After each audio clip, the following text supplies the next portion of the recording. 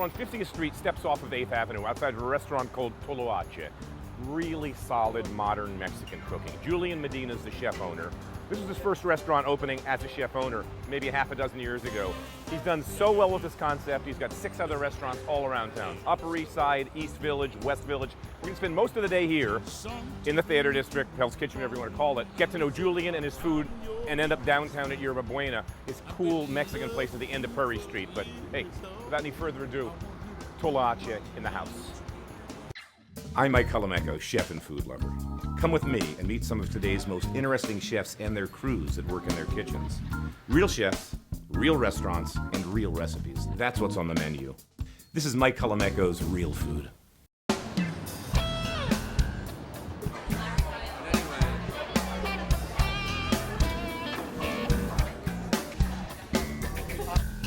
All right, we're here.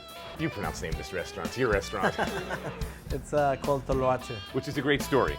Julian Medina, thanks for having us in. Thank you, I was Mike. here 3-4 years ago and came by and I'm like, this is some seriously good stuff. And talk about the name, because it's kind of a crazy name. Semi-hard to pronounce, but we'll get over that. But it's a flower and it's got a couple of meanings.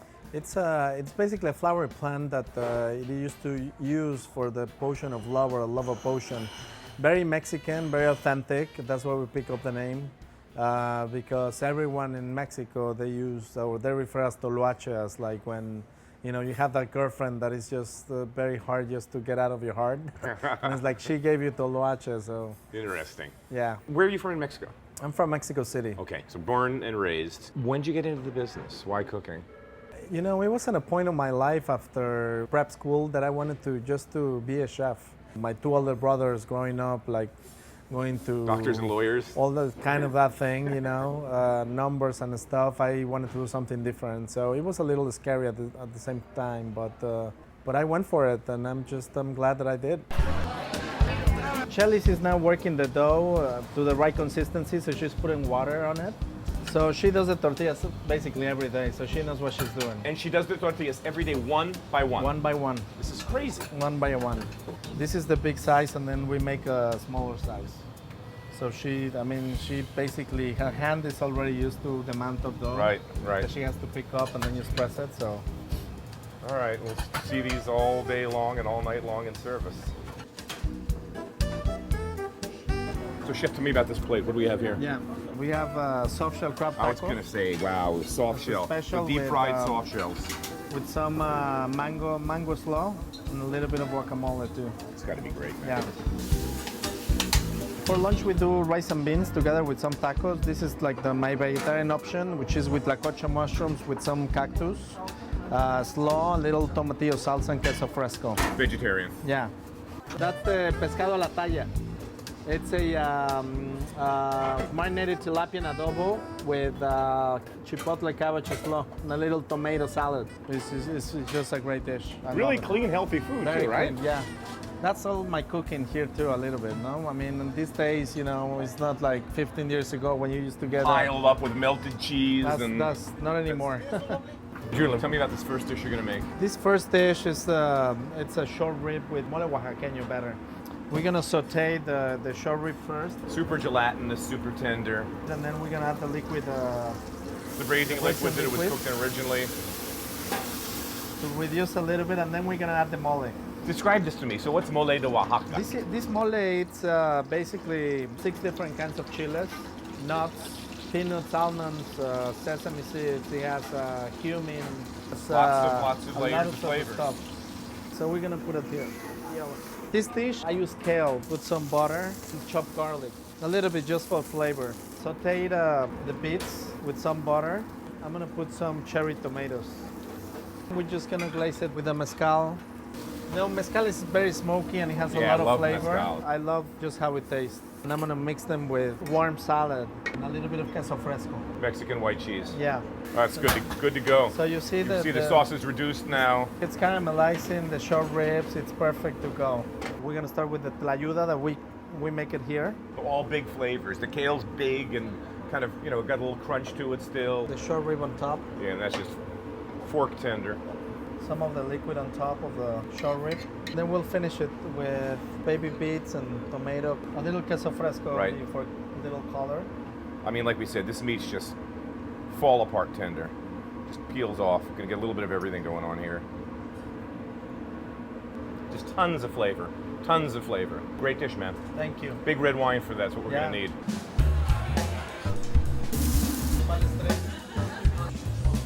I'm here with Olga Sanchez.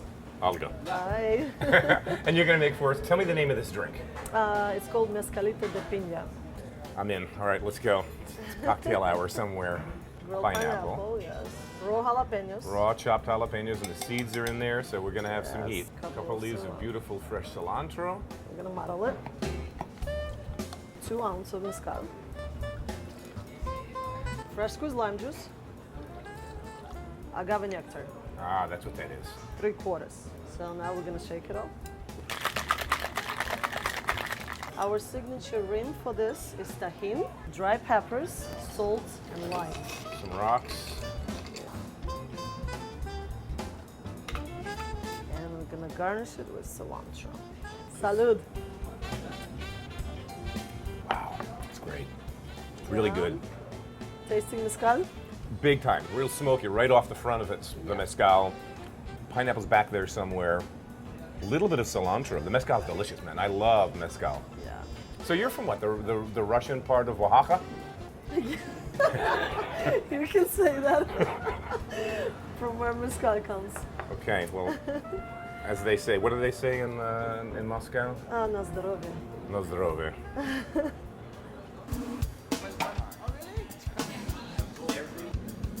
Mexican food should be fresh. I wanted my food to be light, you know, that you can eat, you know, from your guacamole to your ceviche, from your tacos and your main course, and still have dessert and not get full of sick, basically. So I think clean flavors made me that. Yeah, boy.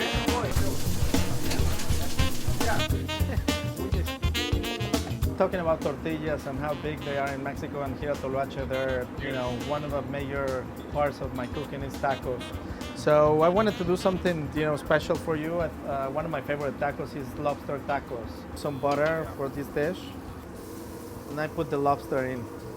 I create this salsa that is basically crushed chiles, chile de árbol, a few different red chiles with garlic and onions and a little bit of vinegar. And we're just gonna saute it. These are fresh, they're just off of the grill. They just came out of the grill. Fill them with lobster meat. And I just put a drizzle of the chipotle mayonnaise. Some avocado. We put some chopped cilantro. Touch of lime juice and you're good to go. They're ready, so. You know what? We're gonna squeeze lime juice on it and make them ready. I love this kind of food. Wow. Curiously, you converted to get married.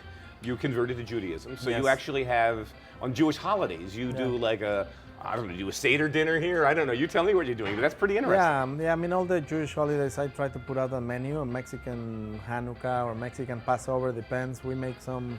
For Passover, we make the matzo tortillas. We make matzo ball soup, my style. How cool. We serve whitefish guacamole with matzo and stuff like that. That is just like people love it. I've been doing it since like 7-8 years. Wow. I started doing it, and the response is just insane. It must be. That's great. That's brilliant.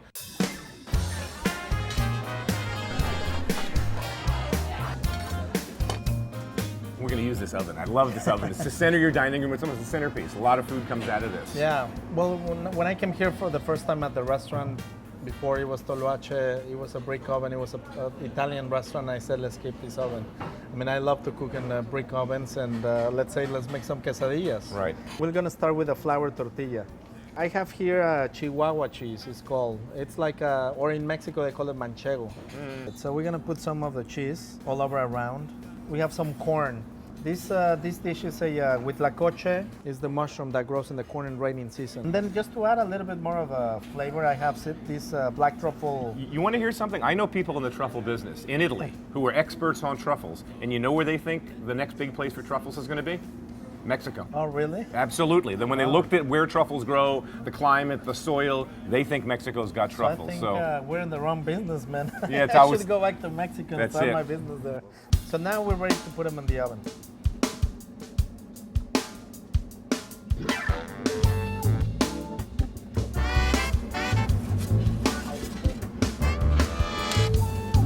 But the cheese is perfect too. It just ran out. It's really crispy. That's what we want. This is the with la coche salsa. Mushroom that is pureed with some onions and garlic and some chiles. Then we have our crema fresca, a little truffle oil on it, and some chives on the top. And that's my take on my quesadilla. Quesadilla meets France in New York City on the west side. And this is Great. one of actually one of my signature dishes that people just come and crave it for it. Well, we can see why. We should have a bite. I'm going to fold it here. It's a little tiny Mexican truffle pizza. Yeah, exactly. I mean, they might know what this is in Naples. But thank Yeah. you, chef. Thank you, man. Thank Great you. job. Thank you. And we're downtown, thank God. West Village. My hood. I like it. Well, my hood for now. Yeah, corner one Purry Street. So the corner of Greenwich and Purry, Yerba Buena. This is Julian's sort of South American, pan-South American restaurant. So a bit of a hodgepodge thrown together idea of great South American cooking, right? We've done Mexican a bunch of times. Go inside, get a drink demo, see what it's all about, hang for dinner service, and eat. You know the drill. This is the second part.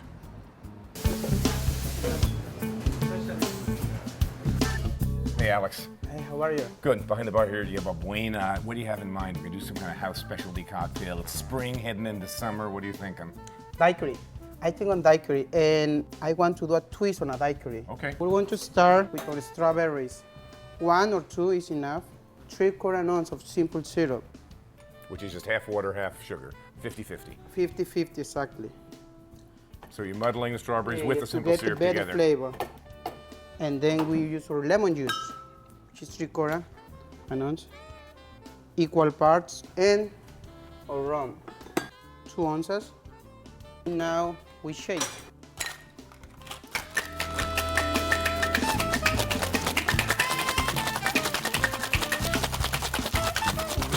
This is something important. Yeah, no, he's got You the have shake to know style, man. this. I've been watching You guys have to know this. sit at PDT and, you know. In our glass. And then for that modern twist, we got the coconut foam. Coconut foam on top. And there is, look, All right. a twist on a daiquiri. Cheers. I was worried it was going to be a little girly, but it's a daiquiri. You got good amounts of acid in there. Thank you, brother. Popcorn.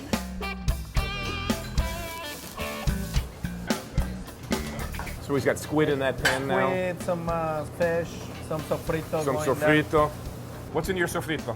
It's basically tomato, onions, and peppers. Then we have a fish broth on the back, right Fish in that broth, pot. Fish okay. broth with like a fumet with saffron.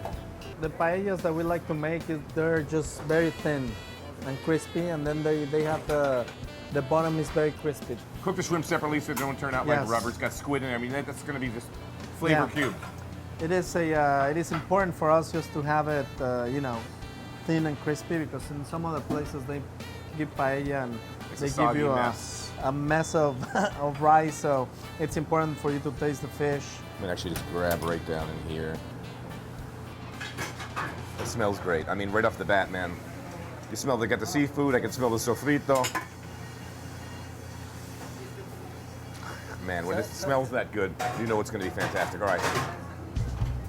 ¿Cuál? No, ya se fue. Tell me about it. So we've got the tuna in the bowl. This is a tuna which we're gonna quick marinate also with some ginger, some serrano pepper, some watermelon, some cucumber as well. And the marinade is just very, very straightforward. Just soy sauce, lime juice, rice wine vinegar, and fish sauce. We marinate all the ingredients together, so it just has that, pickle thing, salvia. These are the fish tacos that they're battered also, and with chipotle, cabbage slow, and mango. Got you. Almost like Uptown. Yeah. But this, we use a different sauce with here. We use rocoto. Rocoto sauce, which is a very spicy pepper from Peru. So we make a charred tomato, onion, jalapeno, and rocoto salsa, and then we put that on top. This is the bone marrow montadito. It's basically the bone marrow, which is roasted with some thyme, We put some rocoto salsa, which is a Peruvian pepper. And you've taken it out of the bone, put it on bread. Yeah. That's how you're going to eat it anyway, so Yeah. it's perfect. You know, people love to drink and to eat spicy food. I mean, at least I do. Me too. So I wanted to give something special to people, and instead of chips, we put in chicharrón. Wow. So we got fried chunks of, is it pork chicharrón? It's pork. Okay. So it's got You the know? skin on, it's comfy, Yes. it's super crispy. Yeah. Oh. My father, when he makes guacamole, is with chicharrón. So This could be my next really bad habit.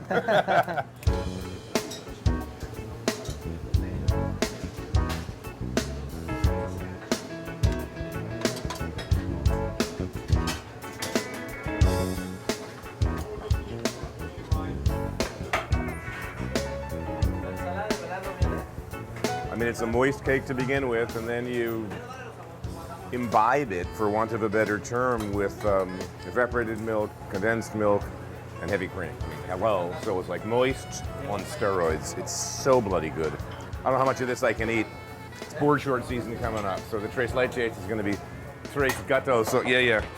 Gotta keep that thing firm. But that's ridiculous. I'm gonna eat that later on. Good. We'll put the next in some paella, send it out to my table. Don't throw it out. So this is for two people? it's for two people. It has to be. It's for two people. Heck And of a then plate of food, man. this is the black cod, which is a marinated in ají panca and miso. With a Peruvian corn puree that is almost like a polenta kind of texture, because Peruvian corn is very starchy. So, and then the glaze, it's a pomegranate, chipotle, ají panca, and miso glaze. A That is little just- nod, that's we were just talking really about good. Nobu before, a little Yeah. nod to Nobu and Yep. his black cod. And it's Yep. black cod's so great. It's a very fatty fish. Yeah. Comes from the Alaskan fisheries, it's sustainable. Yeah. It's a great fish to Yeah. eat, super healthy. This is gonna be a wonderful plate of food, I'm sure. I think this fish, it needs to have some sweetness and a glaze and a marinated Yes. to it. So, Yeah. 6 restaurants later in a half a dozen years. Keep up Yeah. the great work, man. thank you. No. Thank you. Congratulations. Thanks a lot, Mike. No, it's great. Great food. Thank you. So Julian Medina, I love this kid's story. You know, comes from Mexico, you know, upper middle class family, private school, college, and he tells his parents, I want to be a chef. I'm like, yo, what parent wants to hear that? But then again, it's a great industry, right? It worked for me, works for many. Just get ready for the hours. And he's done so well. Comes to New York, you know, 6 years after he opened his first place. He's got 5, 6 restaurants around town, Upper East Side, Theater District, 2 downtown. Great story, great food. I don't pretend to really cook Mexican food well. I don't. It's not in my wheelhouse. Having said that, everyone's crazy about fish tacos, and I don't really eat fish tacos out. I never have, because I don't eat fish out a lot because I live in Cape May when I'm not in Manhattan, and I'm super picky about my seafood. Most of the fish I eat in Cape May doesn't even know it's dead yet. It's like still flapping off the boat. But, you know, we've got some good seafood stores. Lobster Place is great. There's some other options. So last summer, I discovered fish tacos, and I'm like, where have I been all my life? It's so dumb. It's like perfect summer food, perfect year-round food, but the summer it's great. It's light, it's easy, it's healthy, it's mostly vegetables, it's a little bit of protein, so what's not to like? So I'm just gonna do a riff on that. So to that end, I've got some porgies, little smoked paprika on that fish, in a saute pan, cook it till it's done, take it out, flake it up. Then we're gonna warm up our tortillas, and onto them, we're gonna make a little bit of a mixture of a mayonnaise and hot sauce we're gonna smear on that. I'm gonna make like an avocado salad, not really a guacamole, but avocado, cilantro, lime juice, a little bit of red onion, and that's it. Boom, boom. Salt, pepper, smear that, some chopped tomato, a little bit of shredded cabbage, a little bit of red onion, roll them up and bite them with some lime juice to go. So simple. So anyway, let us start, I guess, by cooking the fish would be a good idea. And again, I love this kind of stuff in the summer because you're really not even heating up the kitchen much. Little smoked paprika for one more flavor component. And I'll meet you at the stove. A little extra virgin olive oil, why not? It's got good flavor. We see the pan smoking. You can see that paprika got the oil a little red already. Fine with me, it's gonna taste good. I like to cook the fish like 3/4, 80% on one side. It's just an old habit. And then we'll just give it a flip. And normally, if I was plating this in a restaurant, I'd have a seafold towel here, an absorbent towel to pick up that oil. But if you think about this, I've got smoked paprika and olive oil and fish, and I'm making fish tacos. That oil's gonna be good, so this is not gonna bother me a bit. Down by me in South Jersey, they've got a lot of Mexicans that live there year-round now, and I love it because they've opened up their own little Mexican bodegas, which is great for shopping. I'm just gonna make a little schmear of mayonnaise and hot sauce. All right, and again, this is not a guacamole, this is just a little kind of avocado salad thing. Put it in there, comme ça, with a little bit of ripe plum tomato. Not so dainty, but it works for me. Because we do want some heat in here. Take out those seeds, because that's gonna be the hottest part. You know, it's summertime, so you're drinking chilled rosés or beer or a nice crisp white wine, maybe an Albarino. A little spice won't hurt anybody. Put a little bit of onion in here, lime juice. Try to get some in the bowl. And for cilantro, I just want the leaves. Always a little bit of salt. I'm gonna add a little lemon juice to this as well, so we've got a couple of citric notes. And then we're just gonna smash it up. And this cabbage, we're just gonna get it nice and fine. It's, you know, more than anything, I think it's just there for texture. It's got a little cabbage flavor to it, but I think I just want it there to give me some crunch. Next thing we're gonna do, let's get our corn tortillas and just heat them up, get them warm. At home, I'll do this in a dry cast iron skillet. So, got my warm, just a little schmear here. Why not? We'll just get some of this fish. And again, this can be room temperature, it can be hot. That's why it's great summer food, is you can kind of do a bunch of this ahead. You're not putting a lot of BTUs in your house or your apartment. A bit of this cabbage, a little bit of fresh cilantro, another squeeze of lime. Don't go in my eye. And this avocado salad. That's number one. And again, if you like it hot, you can put some more hot sauce in here. If you don't like it hot, don't. I'm just figuring, whoops. I'm gonna do this one. All right, see, this is the other reason I like this food. There's no rules. All right, the fish went in first on the last one, but not on this one. Just a little fish. Just figure you're outdoors in Mexico on the beach. Just got done a big day surfing. The beer's cold, the sun's setting, the dolphins are flitting about, and we'll do it the way they did it, this very cute style, right? Isn't that how we saw it done, Kirk? Yep. Something like that. Bingo, like that. Boom, done. Fish. Fish tacos 101. This one looks differently than that one because I made them. What can I tell you? But you know what we're gonna do? We're gonna bite one. Hold on. This won't be pretty, it never is, but you know it's gonna be good. I love fish tacos. I'm a fish taco convert. Came to it late in life. My mid-50s, I discovered fish taco. What had I been thinking? But this will be eaten at Chateau Colameco at least once a week all summer long. Anyway, Julian Medina, congratulations on your success. His restaurants are great. Saves us a trip to Corona, where they have really seriously good Mexican restaurants, but that's another show for another day. Anyway, eat fish tacos, tons of vegetables, clean protein, healthy, simple. See you next week.